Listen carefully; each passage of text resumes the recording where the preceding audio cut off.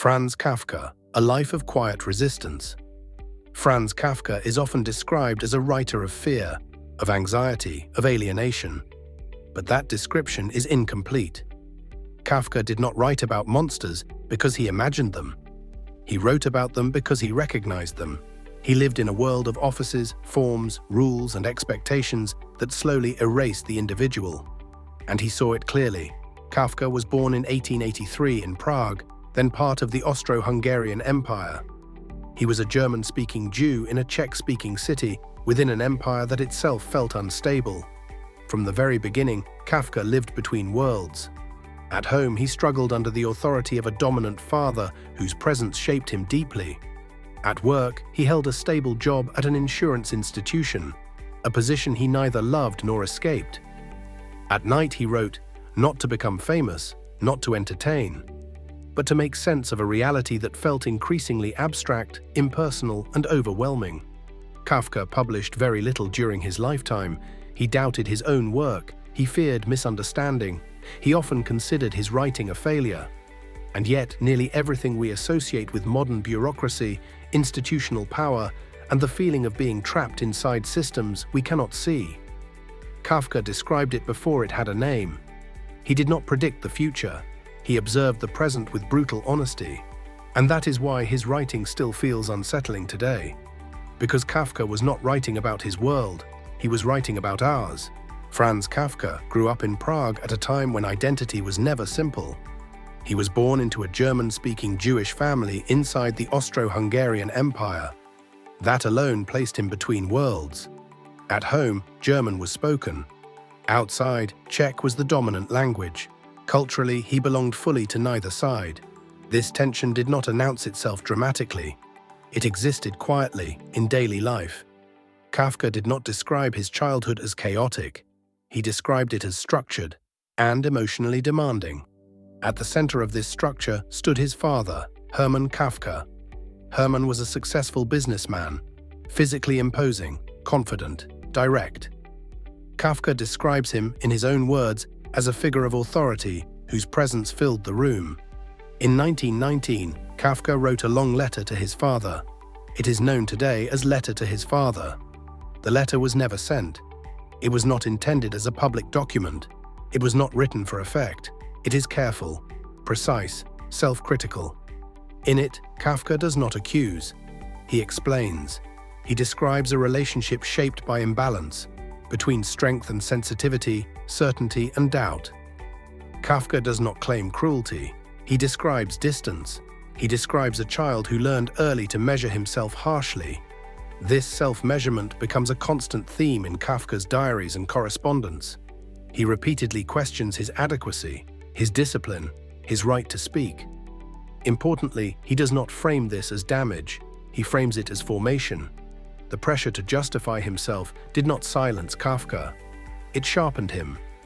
His sense of identity became inward, careful, and exacting. Kafka did not rebel against authority. He studied it. He observed how power is felt long before it is spoken. This early environment did not create confusion.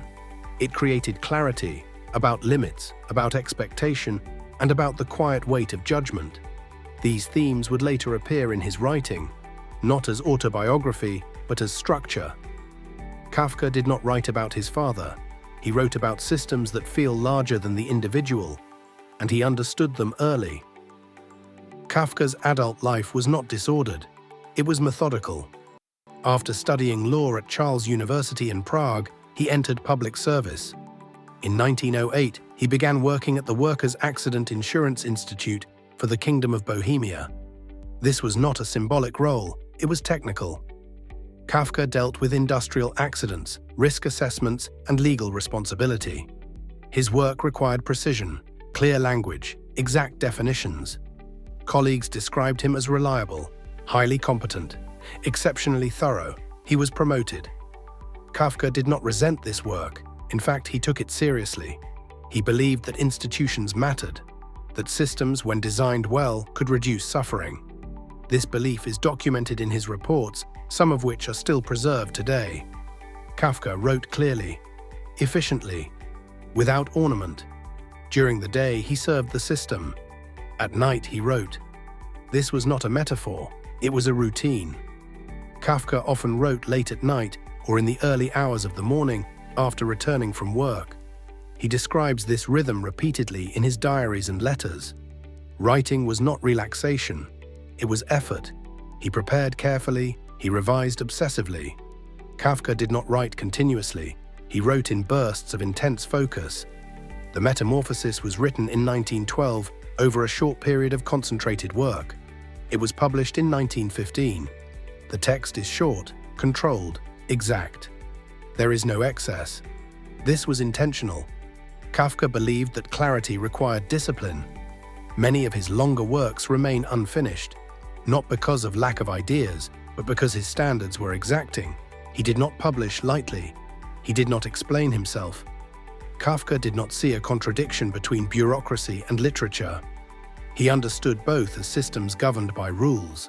One demanded compliance, the other demanded honesty. Both required structure. Kafka did not write to escape his work. He wrote because his work had taught him something essential, that impersonal systems are not abstract. They are experienced, quietly, daily, and personally. This understanding would become central to his legacy. Kafka did not believe that style should impress. He believed it should disappear. His prose is precise, deliberately restrained, and almost neutral in tone. This was not a limitation, it was a choice. Kafka revised relentlessly. Manuscripts show careful deletions, tightened sentences, and the removal of anything decorative. He avoided metaphor unless it served structure. He avoided explanation unless it served clarity. This approach is visible across his work. The Metamorphosis opens without preparation. No foreshadowing, no justification. The extraordinary is presented as administratively normal. This was intentional. Kafka believed that meaning emerges from accuracy, not from emphasis. His sentences are short, balanced, often plain. The language does not guide emotion, it records conditions. Kafka distrusted grand conclusions. He rarely explained his own texts. When asked, he often refused interpretation. In his diaries, he writes about writing as a form of discipline, not expression. He did not seek catharsis, he sought correctness. This is why many of his longer works remain unfinished. Kafka would stop writing when a text no longer met his internal standard of precision. He preferred incompleteness to distortion.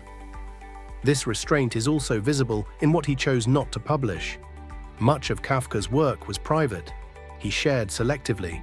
He withheld more than he revealed. For Kafka, writing was not confession, it was description, a careful rendering of how systems feel from the inside, authority, rules, obligation, presented without judgment. This refusal to decorate reality is what gives his work its lasting power. Kafka did not heighten the world. He reduced it until only the structure remained. In 1917, Kafka was diagnosed with tuberculosis. The diagnosis was definitive, and at the time, incurable. From that moment, his life narrowed. Physically, his strength declined. Professionally, he reduced his workload. He took extended medical leave from the Workers' Accident Insurance Institute. This was not an escape from responsibility. Kafka continued working as long as his health allowed, but his priorities changed. He moved between sanatoriums, Zurau, Murano, later Berlin. These years were not unproductive. Kafka continued to write even as his body weakened. What changed was his clarity. Letters from this period show a man who no longer negotiated with expectations. He wrote less, but more decisively. He was precise about what he could do, and equally precise about what he could not.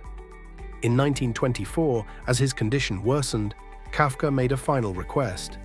He asked his close friend, Max Brod, to destroy all unpublished manuscripts. Not revise them, not edit them, destroy them. This request was explicit and documented. It was an act of authorship.